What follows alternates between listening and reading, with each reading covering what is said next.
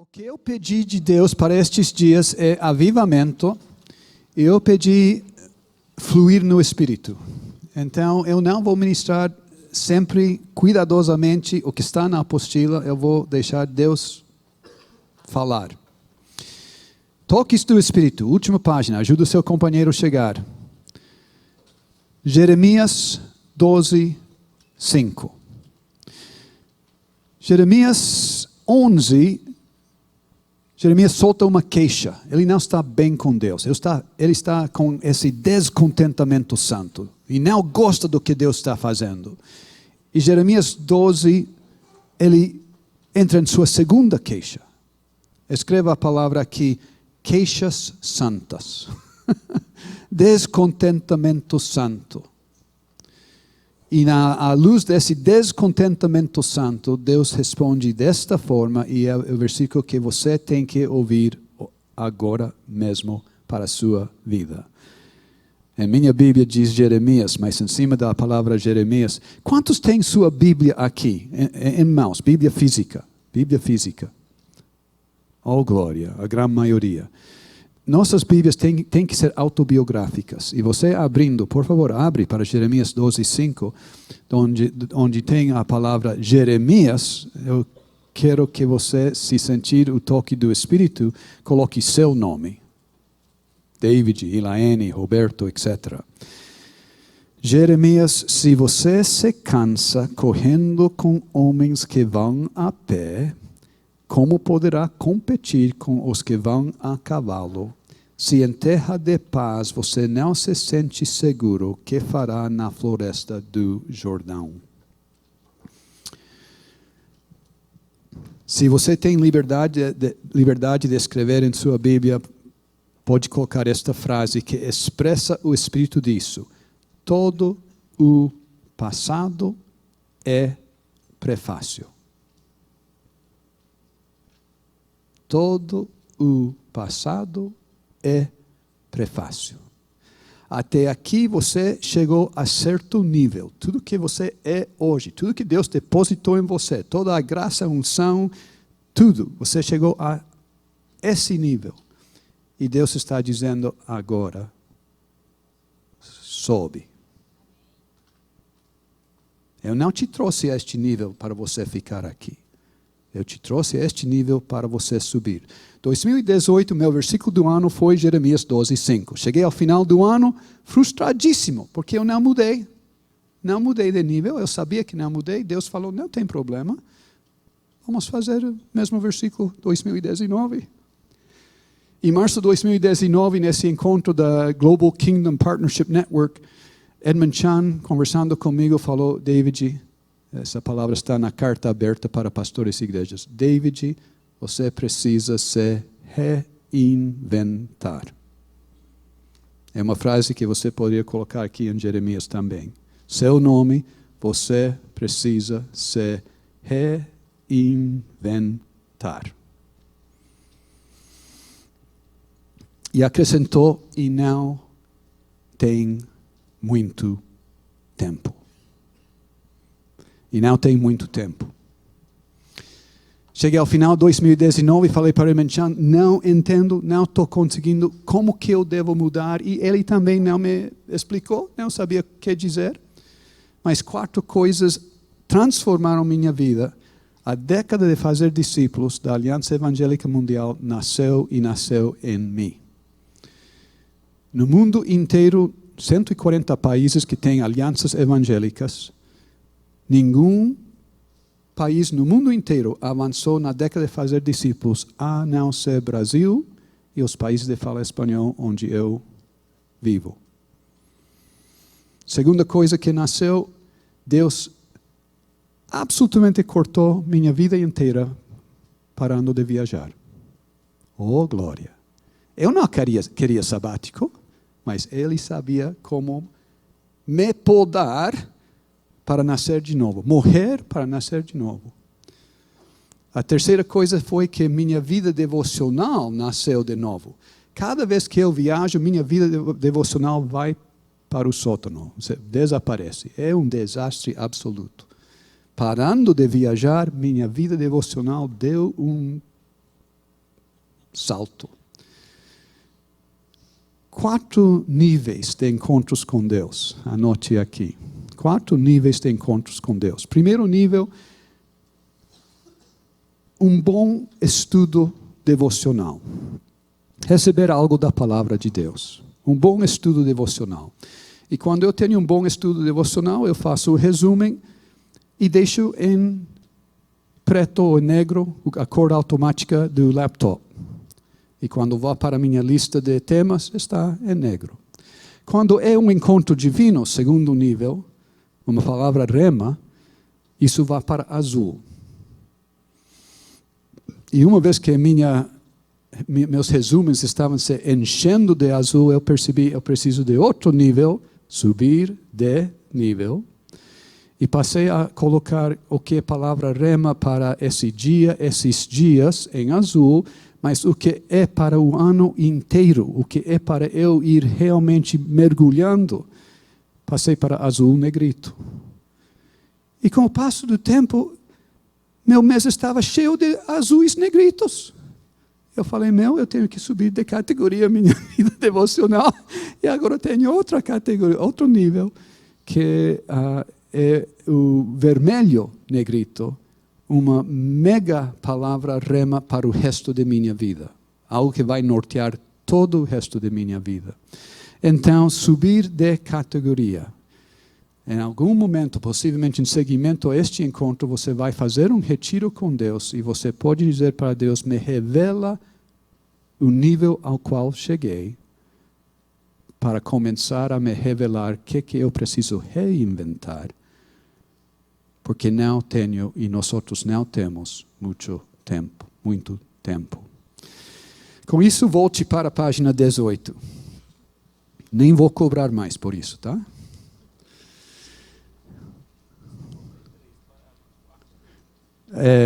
Te explico depois, ou por seus companheiros possivelmente. Página 18, filhos de Issacar.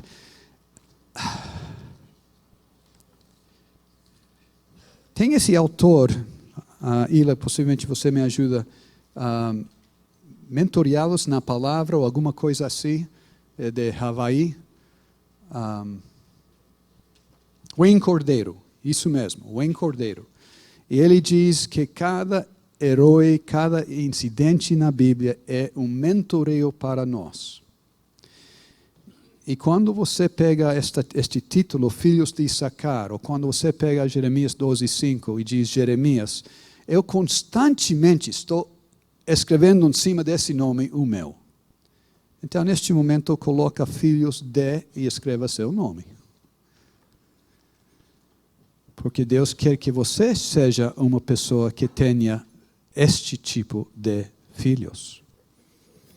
Discernindo os tempos, 1 Crônicas. Vamos abrir nossas Bíblias para 1 Crônicas 12. Versículo muito famoso, vocês lembram bem. Dos filhos de Issacar que sabiam discernir o tempo para saberem o que Israel devia fazer, 200 chefes e todos os seus irmãos sob suas ordens. Bíblia autobiográfica. Os 5 pontos aqui na apostila estão aqui em minha Bíblia. Esta apostila vai ficar em algum lugar, não sei onde, mas a Bíblia anda comigo. E em qualquer momento eu posso ministrar o que vou compartilhar com vocês agora. A carta aberta aos pastores e igrejas, é um apêndice aqui, indica a perda da liderança piedosa em 3 frentes. A perda de nossa voz a politizarmos. Meu Deus. Faz 4 anos atrás, eu falei, é impossível imaginar coisa pior do que estamos experimentando nos Estados Unidos. E, de repente, o Brasil ganhou sobre os Estados Unidos. E outros países onde eu trabalho, a divisão e a politização de nossa voz está destruindo nossa voz. Segundo, a perda da nova geração. Algumas de nossas igrejas são boas, mas isso nos pode cegar a realidade que a maioria de igrejas, de forma devastada, tem perdido a maioria de seus jovens. E a perda de pastores desanimados e exaustos que deixam suas igrejas. Enfrentamos uma situação semelhante à de Ezequiel 22. Ezequiel indica 4 grupos que não se levantam para se colocar na brecha diante das falhas do povo de Israel. Os profetas, os sacerdotes, poderíamos colocar os pastores, os chefes e o povo como um todo. Deus está procurando por aqueles que discernem a crise, discernem o kairos. Coloca um círculo ao redor dessa palavra kairos. Estamos vivendo um kairos único. Estava em Londres uns 2 meses atrás com líderes da Aliança Evangélica Mundial. E alguns deles visitaram a casa de John Wesley. E comentando para o grupo, falou, quanto eu houvesse gostado de viver nessa época. E eu falei dentro de mim mesmo, não em voz alta, eu estou vivendo na época mais importante da história da igreja. A igreja latina está num declínio assustador. E temos uma cegueira evangélica, porque a igreja cresceu, e nós não sabemos como admitir que não estamos crescendo, estamos em declínio. Estamos num kairos absolutamente crítico. Discernir o kairos, entrar na brecha, reconhecendo que não podemos continuar com sempre o mesmo, o que já sabemos fazer. A maioria dos pastores, Covid terminou, graças a Deus posso voltar. Isso é um engano horrível de Satanás. Onde nós estávamos antes não é onde precisamos estar. Onde estávamos antes foi revelado como absolutamente inadequado à luz do Covid. 5 características dos filhos de Issacar. Vou procurar colocar em 2 ou 3 palavras a frase clave aqui. Cultura de discipulado multigeneracional. Essa palavra não está em sua apostila. Então, cultura de discipulado multigeneracional. Eles desenvolveram essa cultura por pelo menos 5 gerações. 1 Crônicas 12:32 é até famoso e marcado possivelmente na maioria de nossas Bíblias. Mas quase ninguém sabe do texto que está aqui. Volte uns capítulos para trás. 1 Crônicas 7, versículo 1. 1 Crônicas 7, 1. Os filhos de Issacar. E eu escrevi em cima da palavra Issacar, primeira geração. Issacar é o início deste processo. Ele é a primeira geração. Foram, e já coloquei segundo. Já vem a segunda geração. Tola, Puá, Jasub, Zenrom, 4 ao todo. Pessoas bem específicas, por nome e por número. Os filhos de Tola foram, e já coloquei terceiro. Já estamos na terceira geração dos filhos de Issacar. Chegamos ao versículo 3. O filho de Uzi foi Israías, é a 4ª geração. E em seguidamente os filhos de Isaías foram Micael, e já coloquei 5ª. São 5 gerações.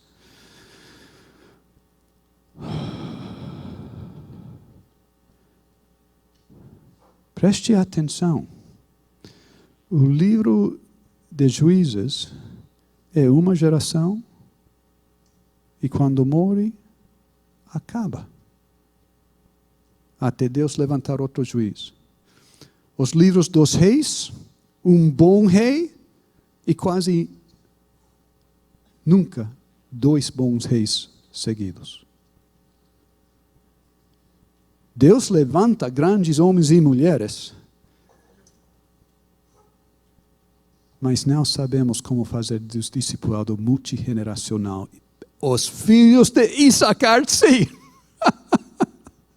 Não tem que ser milhares do tribo de Judá, milhares do tribo de Simeão, milhares. 200 filhos de Issacar. Discipulado multigeneracional. Número 2. Os 200 eram interdependentes. A palavra-chave aqui é interdependência. Coloque isso no início da frase. Próxima vez que faço este estudo, quero que essa frase curta, clara, fique ao início do assunto. Interdependência. Os 200 eram interdependentes para chegar a uma única conclusão. Conhecemos relativamente pouco de interdependência. Não somos bons nisso. Os batistas são fantásticos em ser igrejas autônomas, independentes. Os Assembleias de Deus são fantásticos em estruturas de dependência. Todo mundo obedece e faz o que o cara em cima diz. Interdependência nos foge. Imagina, aqui somos mais ou menos 100 pessoas, 200 que tinham o mesmo coração, a mesma mente. Isso não vem apenas de algo sobrenatural. Vem através de desenvolver uma cultura de interdependência. Sozinho, não. Coloque essa frase com ponto de exclamação. Mas não apenas sozinho, não, em relação ao meu grupinho. Este é um conjunto de príncipes. Não sei se havia princesas, mas parece que são filhos. 200. Imagina a força de 200 andando com a mesma mente, mesmo espírito, mesmo coração. Interdependência. Temos muito para aprender. Quantos conhecem o que eu falo sobre Ezer? Levanta a mão se você conhece o que eu falo sobre Ezer. Ok, não tenho falado, então vamos lá. Ezer vem de Gênesis 2:18. Não é bom o homem estar sozinho. Vou criar para ele um Ezer, auxiliador idôneo. Essa palavra Ezer é usada mais ou menos 40 vezes no Antigo Testamento. E a maioria das vezes está falando de Deus. Nitidamente, Ezer não é alguém inferior, alguém secundário. É alguém que tem uma graça que a outra pessoa precisa. Deus criou Adão com necessidades. Suas necessidades não são defeito da fábrica. Suas necessidades são divinas. Deus te deu essas necessidades porque Ele não queria nunca que você fosse independente. E se inter. Eu uso a figura do infinito. Vocês, por favor, coloquem essa figura em sua apostila. Tá? Esse 8 deitado. Aqui a este lado temos o líder, aqui a este lado o seguidor. Temos o marido, temos a esposa, temos Jesus, temos nós, temos o discipulador, temos o discípulo, temos o pastor, temos sua equipe. Sempre que há alguma autoridade ou liderazgo e seguidores, Ezer começa a funcionar se entendemos interdependência. Eu, como discipulador, desço, entrego minha vida a favor de meus discípulos para os elevar, os entronizar. A autoridade no reino de Deus se revela em nossa habilidade de elevar outros. Vou repetir porque vocês não escreveram e necessitam escrever. A autoridade no reino de Deus se revela em nossa habilidade de elevar outros. Se algum dia você está em outro lugar e esqueceu o que eu falei está nas notas da Bíblia do Discipulado em Mateus, capítulo 20, 25 a 28, sobre quem quer ser servo, quem quer ser maior de todos, seja escravo. Então, eu desço elevando minha esposa, para que ela vá a uma altura que nunca chegaria, sem eu a elevar. E ela elevada, fortalecida, pessoa maior do que já era, entrega sua vida em submissão e respeito para mim, para me ajudar a ser um líder que eu nunca seria, sem a ajuda dela. E na medida que eu passo a ser um líder todavia melhor, eu tenho mais para entregar a favor dela. Esses são os filhos de Issacar. Cada um elevando o outro. E isso é interdependência, isso é submissão mútua. Efésios 5, 21. Efésios 5, 21, vocês já pregaram sobre isto. Antecede a passagem sobre marido e esposa. E se não entendemos Efésios 5, 21, nunca vamos entender 22 a 31 sobre marido e esposa. Interdependência. Número 3, discernimento seria a palavra-chave. Entendiam os tempos, sabiam discernir o que Deus estava fazendo.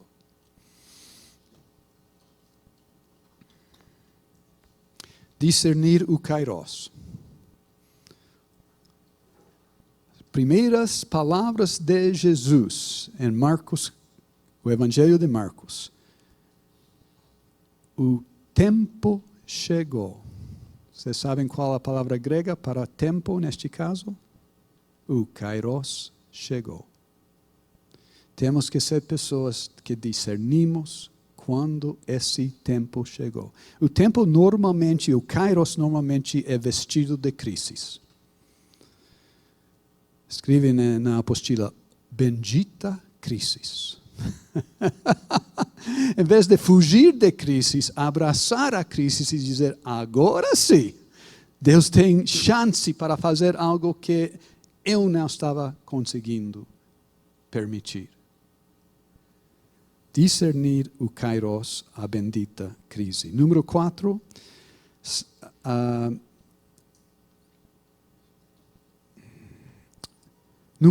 estou procurando a frase aqui,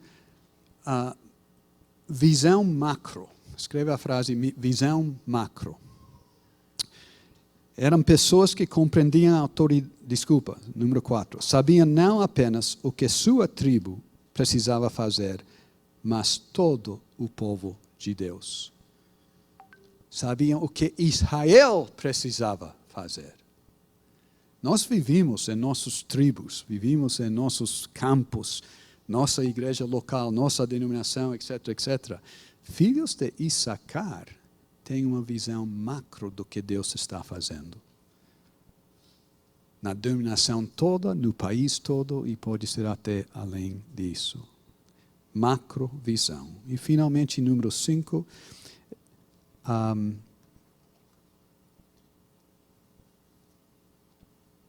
eu não tive tempo para colocar a frase-chave aqui. Vou dizer autoridade espiritual, que eu já ressaltei em outro lugar. Eram pessoas que compreendiam a autoridade espiritual e tinham seguidores fiéis. 200 chefes e todos os seus irmãos sob suas ordens. Autoridade espiritual emane de estar debaixo de autoridade espiritual. Se você não está debaixo de autoridade espiritual, dificilmente você vai liderar com autoridade espiritual saudável. Satanás toma tudo o que Deus tem, tudo o que Deus faz e o distorce. E o mais poderoso que é, por exemplo, sexo, pornografia. Autoridade espiritual, a maioria de nós somos vítimas de autoridade espiritual. Já vivimos esse drama e trauma de pessoas que abusaram de nós, em nome de Jesus, em nome da igreja, em nome não sei o quê. Ser debaixo de autoridade. Saudável. Se não acrescentamos essa palavra, por favor, acrescenta a palavra, podemos entrar no inferno.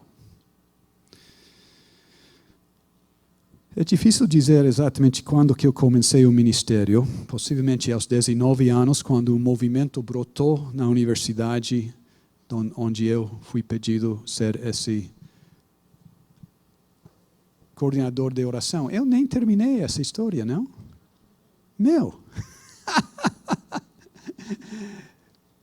Nesse desespero santo, um professor de música convidou a 3 estudantes, eu sendo um, para sua casa para jantar.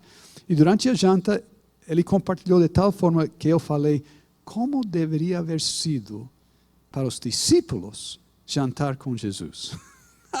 E ouvir direto dele como nós ouvimos esta noite. E nessa hora, uma hora inteira, o Espírito Santo caiu sobre nós.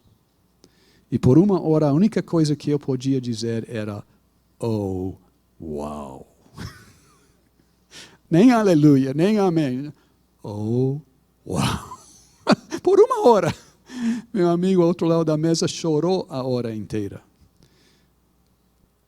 Atos 2,17 diz que nos últimos tempos derramarei de meu Espírito sobre toda a carne. E não importa, alguém pode não estar nada pronto para o Espírito Santo chegar, e ele pode chegar. E esse jovem chorou o tempo todo, porque não estava nada pronto para o Espírito Santo chegar. Desde esse dia, agora seria 51 anos atrás, até hoje, eu tenho 1 ano e meio que não andei debaixo de autoridade espiritual saudável. 1 ano e meio. Nesse ano e meio, eu perdi a igreja que eu fundei. Fui rejeitado como pastor. Entrei em 5 anos de depressão. E aprendi. Nunca mais. O preço é caro demais. E depois desse ano e meio, entrei de novo em submissão à autoridade espiritual saudável. E de ali até aqui, continuo desse jeito. Eu sinto que Deus me deu 3 palavras proféticas o ano passado. A carta aberta é uma delas. Mas eu submeti cada uma dessas. Me ajude para a minha equipe, para os que me lideram na missão, etc. Me ajude a discernir. Eu não tenho a capacidade de dizer com absoluta confiança, Deus me falou. Discernem comigo, debaixo de autoridade espiritual. Então, com isso, página 19, ore por aqueles que de nós que estão na brecha, para o discipulado e pastoreio de pastores na América Latina. Ore por seus líderes. Ore por você. Ore por seus companheiros. Ore por seus discípulos e seguidores. Quando digo orar, quero dizer ouvir a Deus em favor deles. Número 6, o que Deus está falando? E vai ser